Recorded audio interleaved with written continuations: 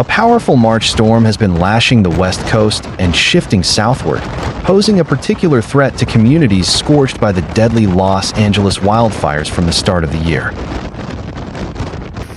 This is the second cross-country storm in weeks and could bring heavy rainfall, gusty winds, and snowfall to different parts of the country.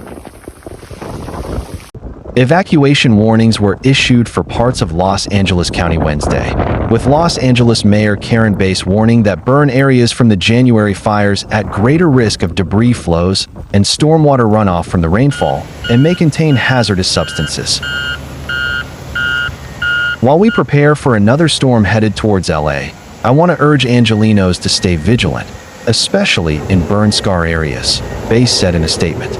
My number one job is to keep Angelenos safe, so please heed all evacuation warnings, stay vigilant, and stay informed. The risk of mud flow and landslides is real, Los Angeles County Supervisor Catherine Barger said in a news conference Wednesday, adding that fire-impacted communities need to be on alert.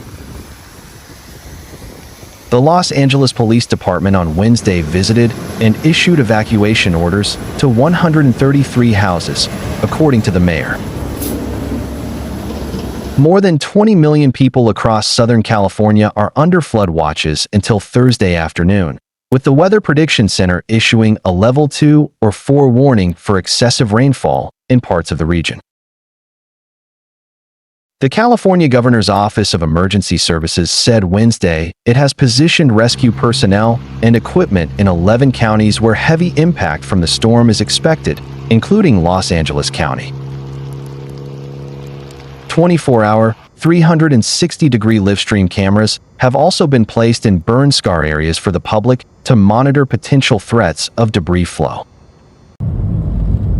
In Santa Barbara, a shelter-in-place has been set up for places associated with the lake fire burn scar, with the Santa Barbara County Office of Emergency Management warning those affected to retreat to innermost room or higher ground, such as a second floor, in the event of debris flows and rock slides.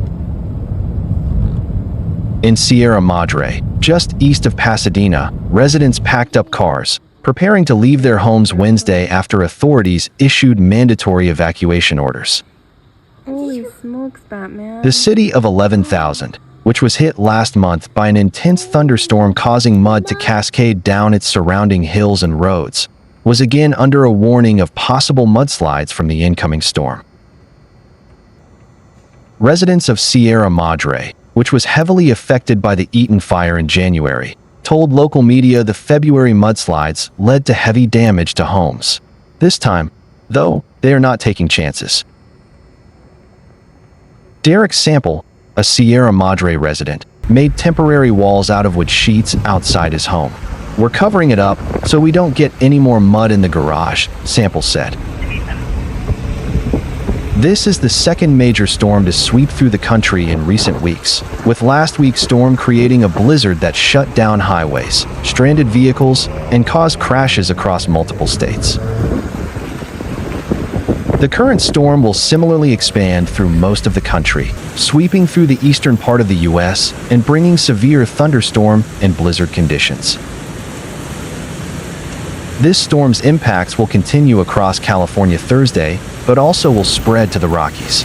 Winter weather alerts are in place across the highest parts of Nevada, Arizona, and Utah, where snow could pile up to 2 feet. Gusts up to 50 miles per hour could also make travel difficult and cause power outages in those areas. By Friday, the storm is expected to bring severe weather to central U.S. The southern plains and parts of the southwest, which have endured fire weather this week, will experience more wind gusts and dry air, worsening the drought conditions across this region. The strongest threat for severe storms, a level 4 of 5, has been issued for Friday in parts of the Mississippi Valley, eastward to the lower Ohio and Tennessee valleys, according to a weather analysis. There are risks of strong tornadoes, damaging wind gusts, and very large hail from western Alabama to central Iowa, including the cities of Jackson, Memphis, Nashville, and Des Moines. The threat of tornadoes, gusty winds, and hail will also spread from the Gulf Coast of Louisiana to the Wisconsin-Michigan border, including Milwaukee, Kansas City, Minneapolis, Cincinnati, and New Orleans. The storm, which began to impact Northern California Wednesday, has brought minor flooding to Alameda County and pockets of rainfall up to 2 inches across much of the region, including the greater San Francisco and Sacramento areas. These areas experienced wind gusts as high as 60 miles per hour reported, which led to downed trees and caused thousands to lose power. The worst effects, however, have subsided, with wind alerts expired for San Francisco and alerts for Sacramento to expire Thursday morning.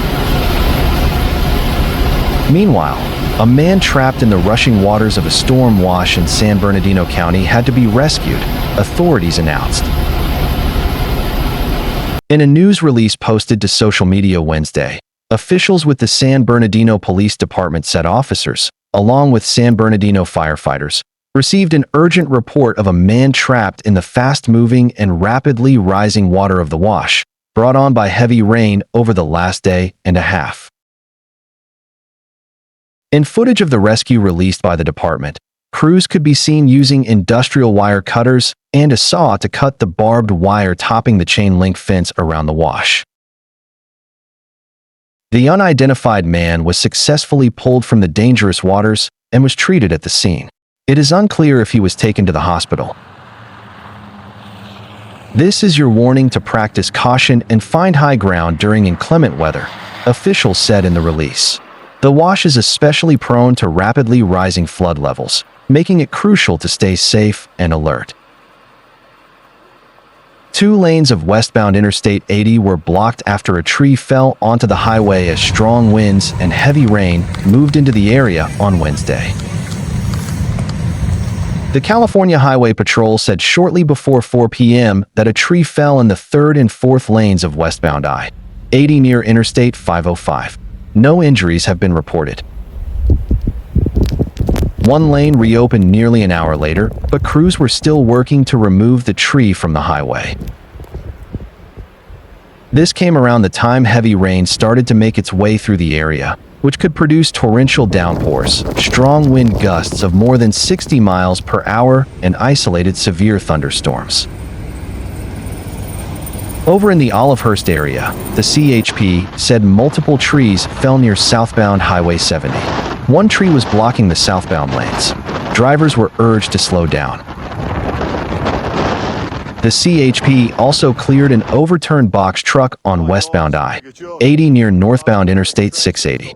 The crash wasn't affecting traffic until officers said around 4:30 p.m. that the northbound I-680 transition would be closed for about 30 minutes to recover the truck.